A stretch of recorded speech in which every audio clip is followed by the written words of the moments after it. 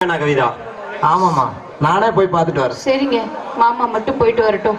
அடடே, வாங்க அசோக் சார். வரேங்க.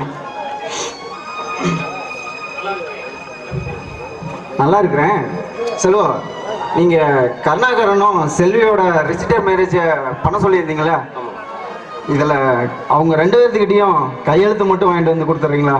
சரி, அப்பாவும் அங்கதான் போறாரு. அப்படியே அப்பாவிட்ட கொடுத்து கையெழுத்து வாங்கிட்டு வர சொல்லிடுறேன். சரிங்க, நான் கிளம்புறேங்க. அசோக் சார், காஃபி சாப்பிட்டு போலாமே. விருந்தே சாப்பிடலாம்னு நினைச்சேன், அதுக்கு வழி இல்லாத போச்சு. பரவாயில்லைங்க. அசோக் சார், நீங்க இன்னும் பழச மறக்கலைன்னு நினைச்சேன். அப்படியெல்லாம் இல்ல.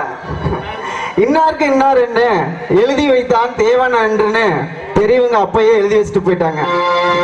எல்லாம் நம்ம கையில என்னங்க இருக்கு, யாரா இருக்கு எப்படின்னு அவன் போட்ட கணக்கு. எங்க இருந்தாலும் செல்வி நல்லா இருந்தா அது ஒண்ணு மட்டும் போதுங்க எனக்கு. ஆனா ஒண்ணுங்க, கருணாகரன் ரொம்ப நல்லவன்.